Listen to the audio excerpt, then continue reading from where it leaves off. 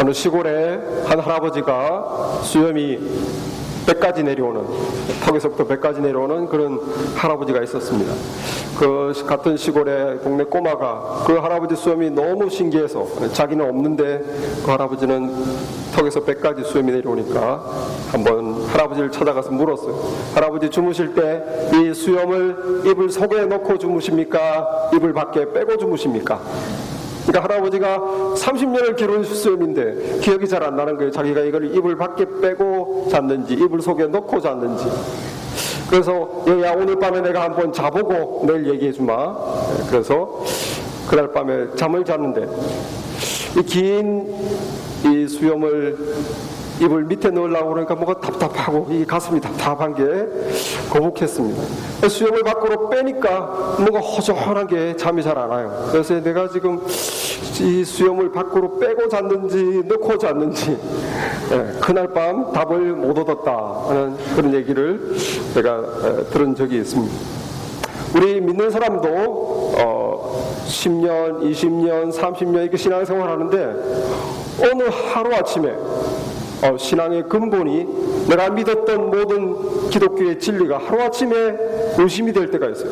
정말 하나님이 있는 건지, 정말 예수 믿으면 내가 천국 가는 건지, 죽음은 끝인 건지, 정말 기도하면 하나님이 들어주시는 건지, 기도해도 응답도 없는 것 같고 힘들게 말씀대로 살아가도 뭔가 나중에 나에게 아무 보상도 없는 것 같고, 근본적으로 10년, 내가 20년, 30년 믿었는데 처음부터 왕창 흔들리고 내가 믿고 있는 건지 안 믿고 있는 건지 헷갈립니다. 그럴 때가 있어요. 그럴 때 우리에게 정말 우리 신앙에 도움이 필요할 때 우리를 돕는 분이 계신데 그분이 누구신가? 바로 성령 하나님입니다. 성령 하나님. 우리가 예수 믿으면 영적인 생명이 태어나서 아기와 같은 영적인 생명이 태어나는데 이걸 내버려 두면, 그냥 아기를 내버려 두면 어떻게 됩니까? 아기가 못 살죠. 케어해주고 이끌어주고 돌봐주고 잘 자랄 수 있도록 해주듯이 성령께서 우리가 막 가진 이 영적인 생명이 잘 자랄 수 있도록, 사탄의 유혹과 죄성으로 쓰러지지 않도록, 겨우 생긴 이 영적인 생명이 없어지지 않도록 그렇게 노심초사 우리를 지켜주시고 인도해 주시는 분이 바로 성령 하나님입니다. 오늘 말씀 7절에 보면 예수님께서 이제 내일이면 십자가를 질 것이고 떠나기 전에 제자들에게 이렇게 말합니다. 7절에 내가 너에게 실상을 말하노니 내가 떠나가는 것이 너에게 유익이라. 내가 떠나가지 아니하면 보혜사가 너에게로 오시지 아니하실 것이요 가면 내가 그를 너에게로 보내리니. 보혜사, 보혜사가 너에게 오실 것이다. 이 보혜사가 바로 성령님이에요. 이걸 한자말로 옮기면 보혜사로 이렇게 옮겼습니다. 원래 헬라어 원어는 파라클레이토스, 파라는 옆이란 뜻이죠. 클레이토스는 클레오, 부르다. 우리 성도 옆으로 불러진 분, The one called to our side. 성도 옆으로 불러진 분. 왜 성도 옆으로 불러지는가? 성도를 돕기 위해서. 그래서 우리 영어 성경에는 이 보혜사를 헬퍼라고 번역합니다. 어떤 영어 성경에는 컴포터, 위로자, 또 어떤 성경에는 카운셀러, 상담자.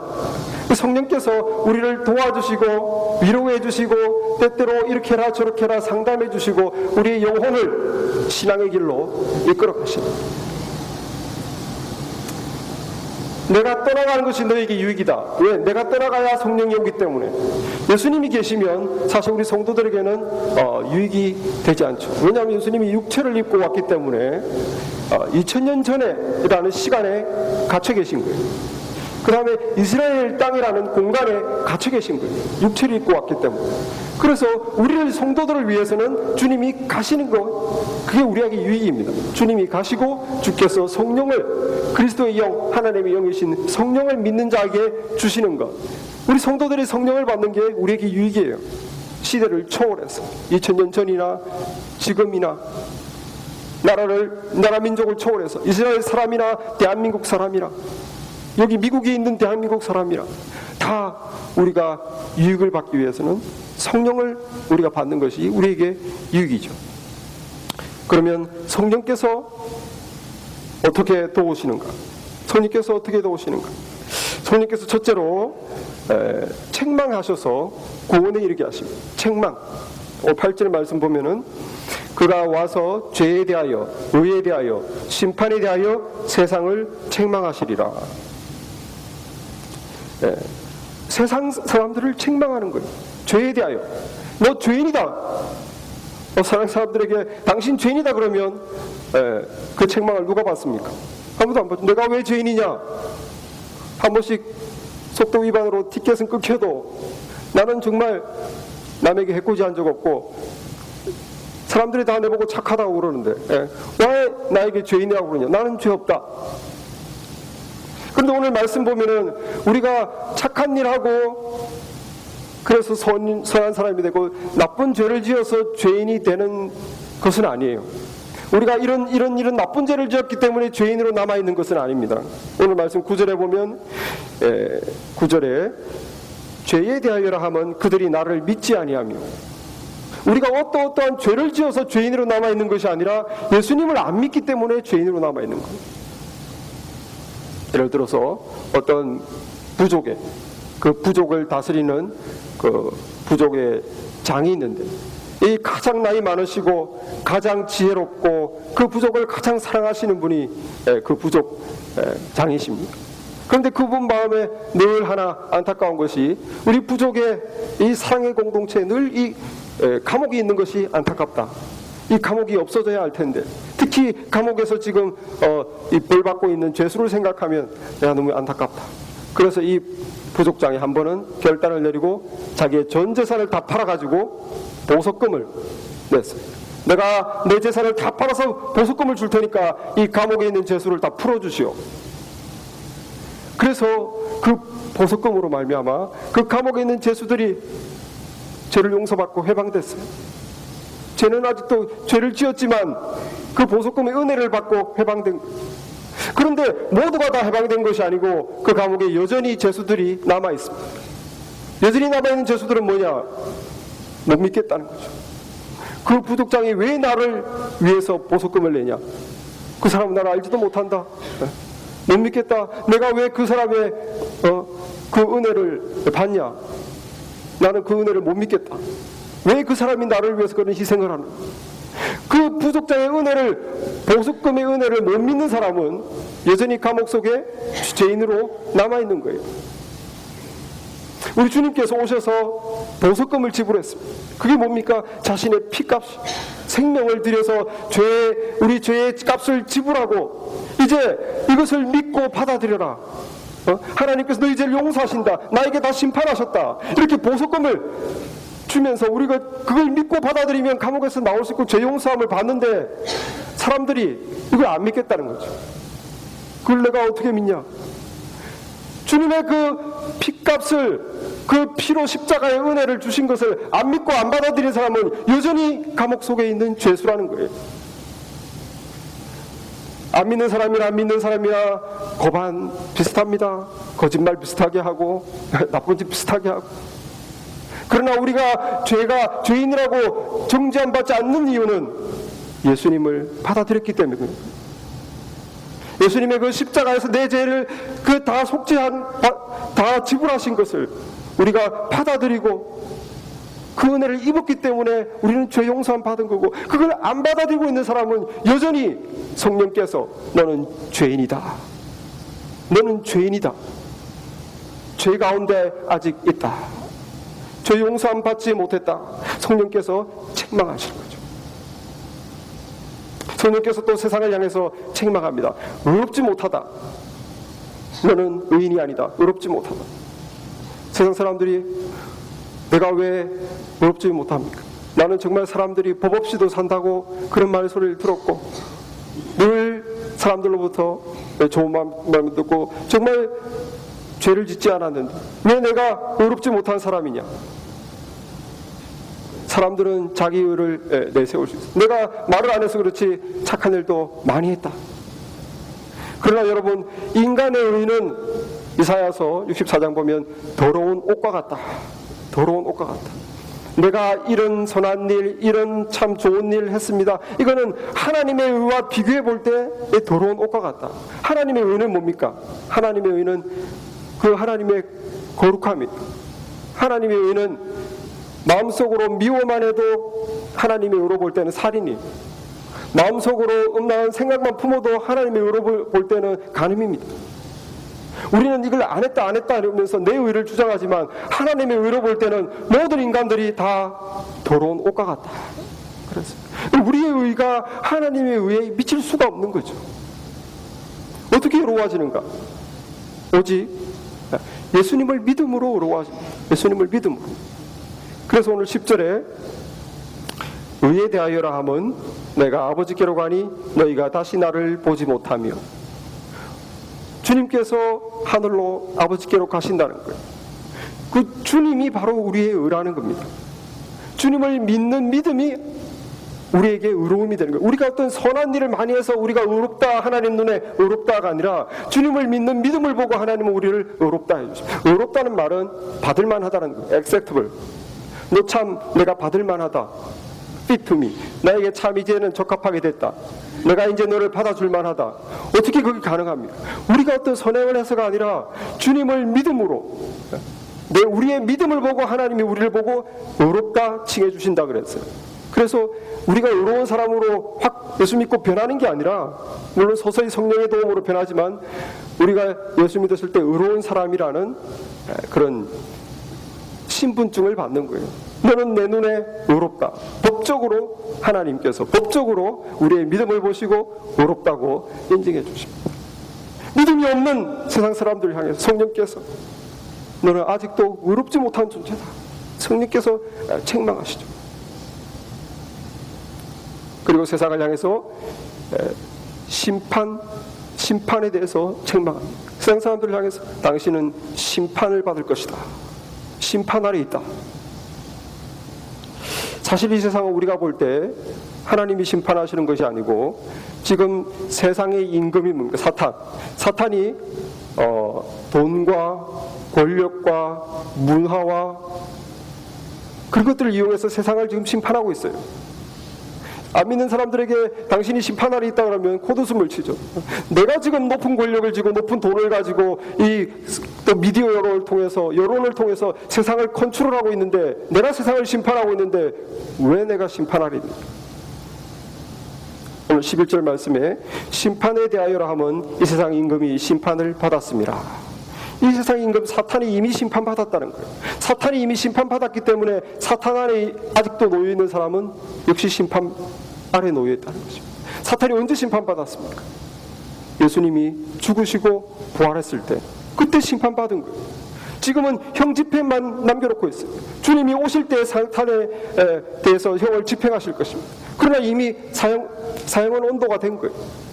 주님께서 우리 죄를 십자가에서 다 지불하시고 그리고 죄를 이기시고 사망을 이기셨을 때 이제 사탄은 패배한 거예요. 그 전까지는 인간은 죄인입니다. 하나님 보십시오. 죄를 지었으니까 어떻게 됩니까? 당신의 법에 따라 이 인간들은 다 멸망받고 지옥 가야 됩니다. 하나님은 할 말이 없었어요. 하나님의 법으로 얘기하니까. 그런데 예수께서 우리의 모든 죄를 이미 당신께서 심판받으심으로 깨끗게 하시고 주님을 믿는 자들에게 이제 죄의 저주에서 해방돼서 사망을 이기게 하셨기 때문에 사탄이 더 이상 내세울 것이 없습니다. 주님이 죽고 부활하심으로 이 세상의 사탄의 나라는 이미 패배한 거예요. 지금 아직까지 워킹하고 있는 것은 우리 눈에 아직까지 사탄이 득세하고 세상을 죄악으로 어둡게 하는 것 같지만 이미 사형은 온도됐고 주님이 오실 때 집행될 것입니다. 그렇기 때문에 아직도 주님 안에 들어오지 못한 자는 사탄 아래에 있기 때문에 심판받았다. 심판 아래에 있다. 그 성령께서 세상의 영혼들을 향해서 너는 죄인이다. 너는 의롭지 못하다. 너는 심판 아래에 있다. 이렇게 책망하십니다. 이 책망이라는 말은 사실 법원에서 쓰는 용어예요. 그래서 죄를 드러내다, 죄를 지적한다는 것이죠. 이 죄를 지은 피고는 누굽니까? 세상에 아직 믿지 않는 인간의 영혼입니다. 그 죄를 지적하고 정죄하고 너는 죄인이다, 의롭지 못하다, 하나님의 심판을 있다고 하는 사람은 누굽니까? 성령이 지적하는 거예요. 그럼 우리 성도들은 뭐냐? 성도들은 증인입니다. 증인. 법정에서 검사가 있고 피고가 있고 우리는 증인이에요.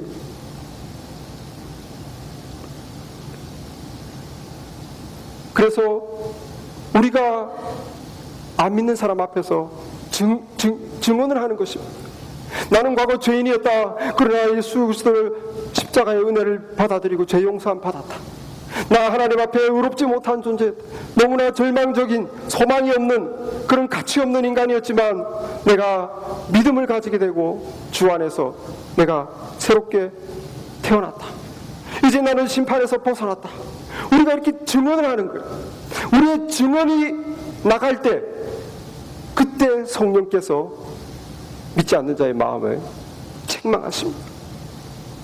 우리의 증언과 하나님의 이 말씀이 선포될 때 그때 성령께서 책망하시는 거예요. 성령께서 이렇게 진공의 상태에서 역사하시는 게 아니에요. 하나님의 말씀을 원료로 해서 성령의 불이 임할 때 이 인간 영혼에 마음이 찔리고 그 죄가 태워지고 회개하게 되고 그 역사가 일어나는 거예요. 왜냐하면 성령은 믿는 자에게 왔기 때문에. 믿지 않는 자에게는 성령이 없어요. 그 성령이 믿지 않는 자 역사하기 위해서는 하나님의 말씀이 선포되든지 믿는 자가 증언을 하든지 그렇게 할 때 성령께서 마음에 책망을 주셔요. 너가 죄인이다. 회개해야 된다. 예수 믿고 의로워져야 된다. 심판에서 벗어나야 된다. 그 책망을 받고 하나님 앞에 돌아오게 되는 것입니다. 그래서 성령께서 우리를 도우시는 것은 책망하심으로 구원에 이르게 하는 거예요. 인간이. 우리가 다 벌써 그 은혜를 경험한 사람들. 성령의 책망을 받고 죄를 회개하고 하나님의 자녀가 되고 구원받은 사람들. 여러분들 성령의 책망하시는 사역을 믿고 세상에서 담대하게 복음 전하시기 바랍니다. 내가 복음을 전한 내 말재주로 내가 친하니까 이 사람을 전도하겠지, 그런 거 아니에요.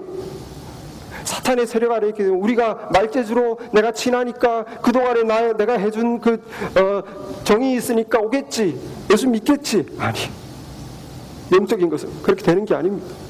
내가 복음을 증언할 때 하나님 말씀이 들려질 때 성령께서 찌르는 거예요. 죄인이다, 회개해라, 의롭지 못하다, 심판 아래 있다. 성령께서 책망하실 때 하나님께 돌아오게 되는 것입니다. 우리가 이 성령의 사역을 믿고 담대히 복음을 전하신 여러분들, 저와 여러분 되기를 주님의 이름으로 축원합니다. 이제 우리가 이렇게 성령의 책망을 받아서 하나님의 자녀가 되면 그 다음에 성령께서 우리를 또 어떻게 도우시는가? 진리를 알게 도우시고 진리를 알고 믿게. 성령이 진리의 영이기 때문에 이 하나님의 복음의 진리를 우리가 알고 믿게 도와주십니다. 13절 말씀 제가 보겠습니다. 그러나 진리의 영이 오시면 그가 너희를 모든 진리 가운데로 인도하시리니 그가 스스로 말하지 않고 오직 들은 것을 말하며 장래의 일을 너희에게 알리시리라. 진리의 영이 오시면 그가 너희를 모든 진리 가운데로 인도하시리니, 성령께서 우리를 진리로 인도하신다.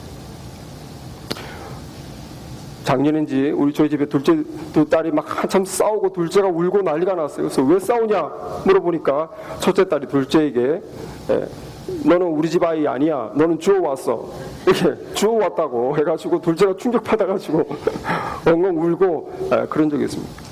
생각해보니까 저도 어렸을 때 그런 생각을 했어요. 내가 이 집 자식이 맞나? 저 부모님들이 내 부모님이 맞나? 나는 좀 똑똑한 것 같고 우리 부모님도 잘 모르시는 게 많고 나는 아무리 봐도 부잣집 아들로 태어난 것 같은데 어쩌다가 이 집에 온 것 같은데 그때 아마 제가 욕구 불만이 쌓여가지고 뭐가 해달래도 안 해주고, 그러니까 왜냐하면 잘 생각해보니까 제가 본 적이 없거든요. 이분이 내 어머니라는, 이분이 내 아버지라는 거를 내가 확인해 본 적이 없거든요. 그런 의문이 들더라고요. 여러분들 그렇게 의심해 본 적 없습니까? 예, 그거 다 고개 끄덕끄덕 하시네. 예, 저만 그런 게 아니라 우리가 한 번쯤 의심을 합니다. 왜? 부모님이 정말 내 부모님이라고 그러는데 내가 본 적이 있어야 말이죠. 예, 사진을 찍어 놓은 것도 없고. 예. 그런데 우리가 어떻게 우리 부모님이 내 부모님을 라고 우리가 믿습니까? 어떻게 알게 됐습니까? DNA로 친자 확인 소송해가지고 DNA 검사해서 알게 된 분 있습니다. 우리가 이분이 내 어머니다 내 아버지다 알게 된 거는 믿어서 된 거예요. 믿어서. 이분은 내 엄마다 하고 믿어버린 거예요. 이분은 내 아빠다 하고 믿어버린 거예요. 증거 없어요. 그냥 믿고 살아가다가 이분이 나에게 해주는 그 사랑과 돌봄과 희생을 경험하니까 내 믿음을 확신하게 됩니다. 진짜 내 엄마가 맞구나. 진짜 내 아빠가 맞구나. 확신하게 됩니다. 우리가 하나님 말씀 이걸 도대체 어떻게 믿습니까? 하나님이 살아계시다. 십자가에서 내 죄를 다 사해 주셨다. 지금 내 믿는 자를 인생을 돌봐주시고 그 인생을 인도해 주신다. 어떻게 믿어요? 우리가 기도하면 하나님께서 다 기도에 응답해 주시고 능력으로 임해 주신다. 어떻게 믿습니까? 어떻게 압니까? 그 영적인 진리를 우리가 어떻게 압니까? 또 장차 이 장래일을 너에게 알리시라. 장래일, 주님이 다시 온다는 거 어떻게 압니까? 주님이 다시 오시면 이제 정말 심판해 주러 오신다고 그랬는데 죄를 심판하실 것이고 믿는 자는 그 믿음의 의로움을 보시고 당신의 자녀로서 하나님 나라를 이끄시고 이제 이 땅에 하나님의 나라가 주님이 다스리는 나라가 세워진다. 그리고 주를 위해 헌신하고 희생한 자들에게는 하나님께서 큰 상을 주신다. 어떻게 아느냐고. 이거 아는 것은 기적입니다.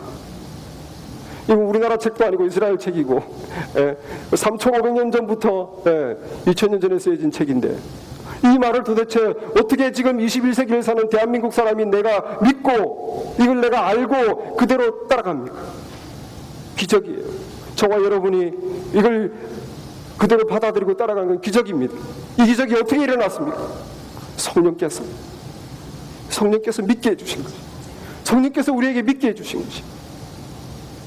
이거는 증거를 댈 수가 없는 거예요. 성령께서 우리에게 믿게 해주시고 우리에게 믿음으로 받아들이게 했어요. 왜? 거듭난 자는 성령으로 잉태된 자예요. 너희가 물과 성령으로 나지 아니하고는 아버지의 나라에 들어갈 수가 없다. 우리가 거듭난 영혼은 성령께서 우리 영혼을 낫게 하시고 성령께서 태어난 우리 영혼의 눈을 띄워주시고 하나님의 진리를 들을 때 성령께서 믿음을 심어주시는 거예요. 저와 여러분이 손에 잡히는 거 없어도 증거가 없어도 이것을 믿고 믿음 생활하는 이유는 성령께서 믿음을 우리에게 심어주셨기 때문입니다. 바로 진리 가운데로 인도하시는 영이 진리 가운데로 인도하시리니 너희를 모든 진리 가운데로 인도하시리니 주님께서 성령께서 우리를 진리 가운데로 알게 해주시는 것이. 이 진리를 아는 것과 우리가 알고 믿는 대로 사는 것은 별개의 얘기입니다. 어떤 사람은 많이 알고 많이 믿지만 믿는 대로 안 사는 거예요. 왜? 우리가 믿는 것도 우리 힘으로 되는 게 아니고 성령께서 도와주셔야 되듯이 믿는 대로 사는 것도 우리 힘으로 되는 게 아니에요. 성령께서 도와주셔야 돼요. 그렇기 때문에 못 사는 거예요. 믿기는 믿지만 그렇게 못 사는 경우가 많습니다. 성령께서 도와주셔야 돼요. 우리 힘으로 되는 것이 아닙니다. 13절에 너희를 모든 진리 가운데로 인도하시리니 이 말은 진리를 알게 하시리니 또 네가 믿고 아는 대로 살게 하시리니 믿는 대로 살게 도와주신다는 거예요. 성령께서. 어떻게 도와주십니까? 우리가 말씀의 진리를 알아도 늘 똑바로 말씀대로 가느냐? 그게 아니죠. 유혹받고 욕심이 아직 살아있어서 이 세상 욕심이 자아가 아직 살아있기 때문에 말씀은 알지만 하나님의 뜻은 알지만 내 맘대로 갈 때가 많습니다. 그때 성령께서 우리 믿는 자 안에 계신 성령께서 근심한다. 말씀 보면은 성령께서 우리 안에서 근심한다고 되어 있어요. 그래서 하나님의 성령을 근심하게 하지 말라. 그 안에서 너희가 구속의 날까지 인치심을 받았다. 인친다는 것은 도장 찍었다는 거예요. 우리가 성도들이 성령 받았다는 것은 하나님의 자녀로 도장 찍었다는 거예요. 우리는 이제 천국 가게 돼 있어요. 성령이 임했다는 것은 그 성령이 임한 사람은 천국 가게 돼 있어요. 그런데 성령의 인치심을 받고 하나님의 자녀로 찍힌 사람이 그 하나님의 말씀대로 안 살고 내 욕심대로 죄에 빠지면 우리 속에 성령께서 어떻게 하신다? 근심하신다. 성령이 근심하신다. 얘를 하나님의 자녀로 찍었는데 얘가 지금 엉뚱한 세상길로 죄로 빠지니까 성령이 속에서 근심하십니다. 성령이 속에서 근심하시면 어떻게 되는가? 그 말씀에서 우리 안에 그 하나님의 말씀을 생각나게 해주십니다. 그래서 보혜사 곧 아버지께서 내 힘으로 보내실 성령, 그가 너희에게 모든 것을 가르치시고 내가 너희에게 말한 모든 것을 생각나게 하시리라. 하나님 말씀이 생각나는 거예요. 그래서 다시 말씀이 딱 생각나서 죄를 회개하게 되죠. 하나님, 내가 잘못했습니다. 내가 잠시 욕심에 빠졌습니다. 잠시 내가 옛생활로 돌아갔습니다. 용서해 주시옵소서. 다시 돌아오게 됩니다. 어떻게 이것이 가능합니까? 성령께서 우리 마음에 하나님의 진리를 생각나게 하는 거예요. 네가 그래서 되겠느냐? 네 정신 차려. 돌아서라. 여러분, 성령께서 우리 안에서 금심하시며 말씀을 생각나게 하실 때 그 말씀대로 돌이키시기 바랍니다. 성령의 음성에 순종하시기 바랍니다. 성령께서 우리를 내버려 두지 아니하시고 우리가 잘못될 때 가르쳐 주실 때 받아들이고 다시 올바른 길로 돌이키시기 바랍니다. 진리 안으로 인도하시니 진리의 길을 따라 들어오시기 바랍니다. 우리가 또 때때로 기도할 때 구해야 될 것을 구하지 못하고 현실적인 것만 구할 때가 있어요. 그때 성령께서 굉장히 탄식하시며 우리를 위해서 기도해 주십니다. 말씀 보면 이와 같이 성령도 우리의 연약함을 도우시나니 우리가 마땅히 빌 바를 알지 못하나 오직 성령의 말할 수 없는 탄식으로 우리를 위해서 친히 간구하시느니라. 우리가 구해야 될 것을 못 구하실 때 성령께서 말할 수 없는 탄식으로 우리를 위해서 대신 간구해 주신다.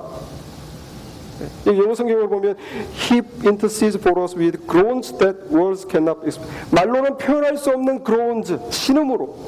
말로는 표현이 너무 간절하니까, 너무 안타까우니까 말로 못하고 신음을 하는 거죠. 주여, 주여. 우리가 너무 기도 제목이 간절할 때는 말로 일일이 주저리 못하고 있고 속으로 주여, 주여 합니다.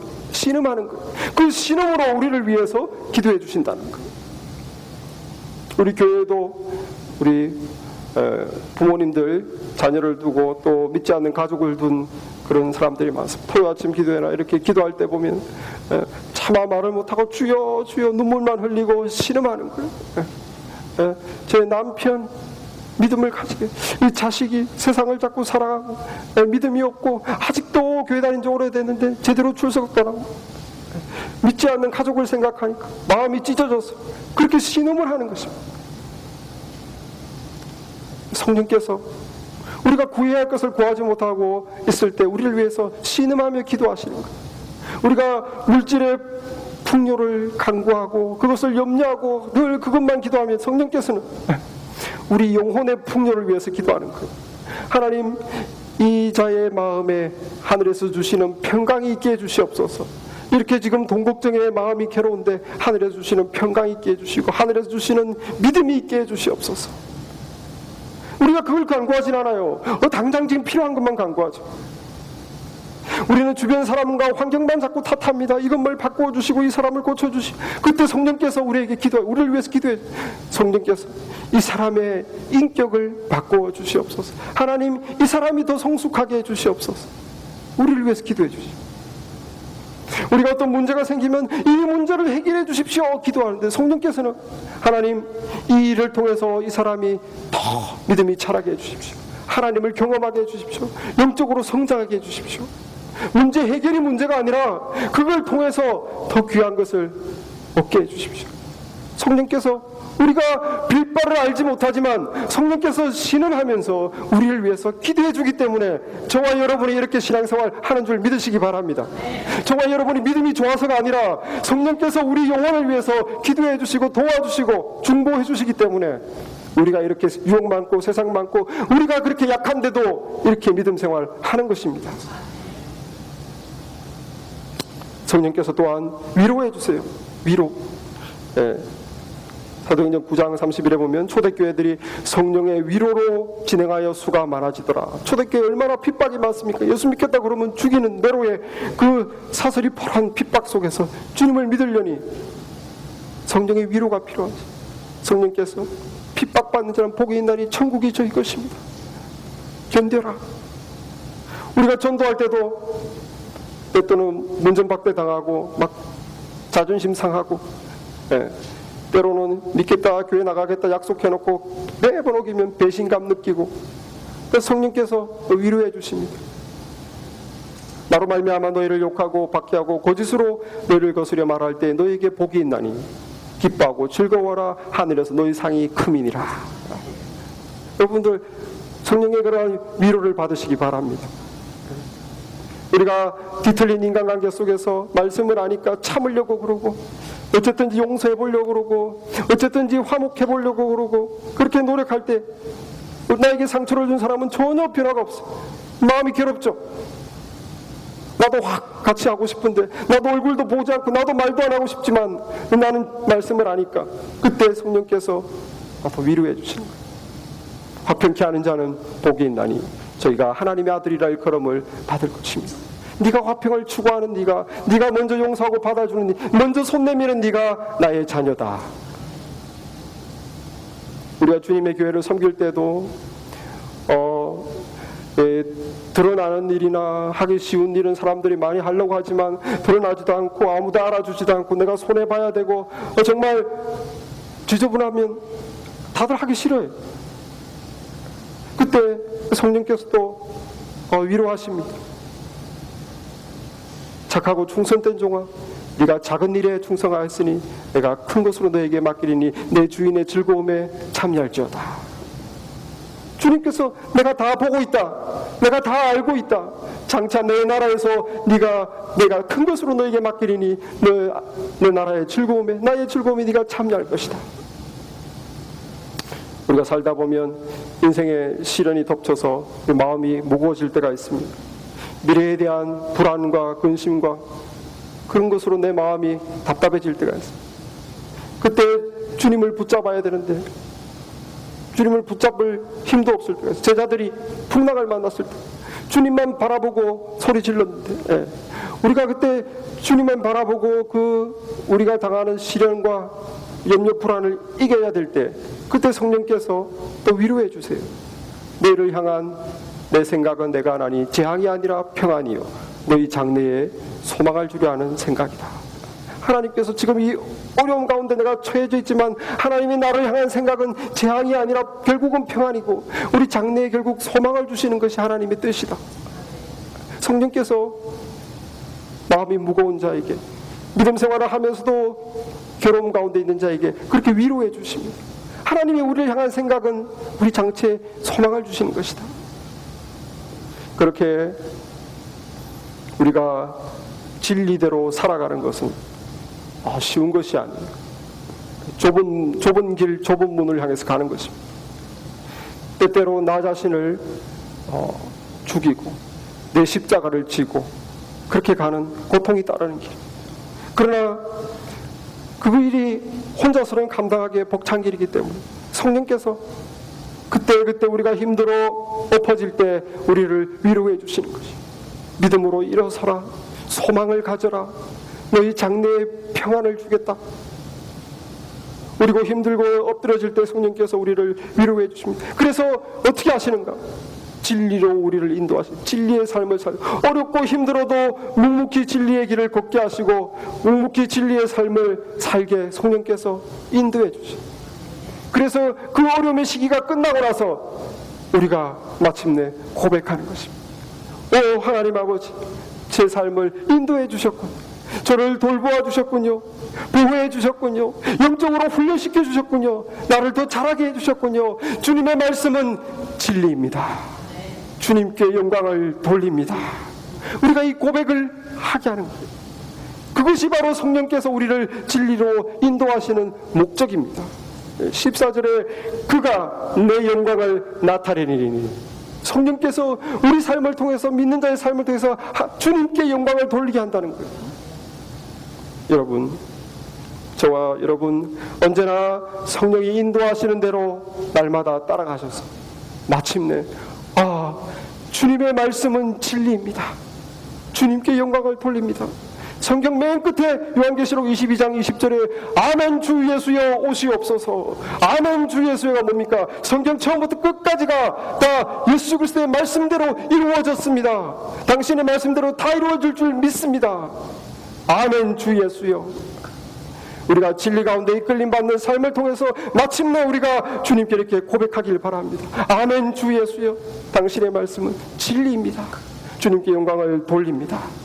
이렇게 성령의 인도함 받아서 마침내 주님께 영광 돌리는 우리 모두가 되시기를 주님의 이름으로 축원합니다. 기도하겠습니다.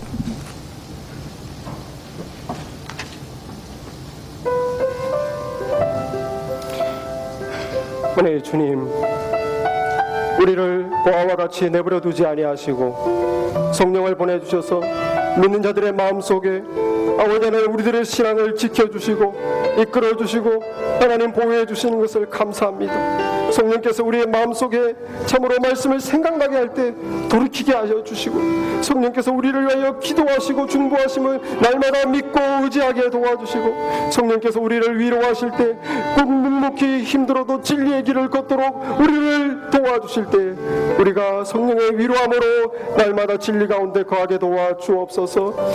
이 좁은 길, 이 신앙의 길을 걷되 아버지 하나님 마침내 우리가 성령의 인도함 가운데 이 길을 다 지난 후 주 예수께 오 아멘 주 예수여 당신의 말씀이 진리였습니다 고백하는 모든 승리하는 그리스도인이 될 수 있도록 주여 도와주시옵소서.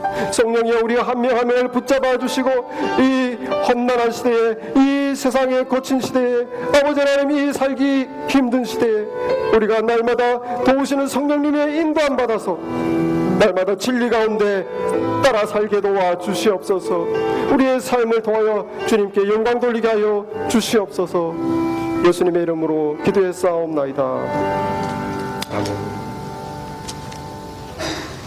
함께 179장 다 일어나셔서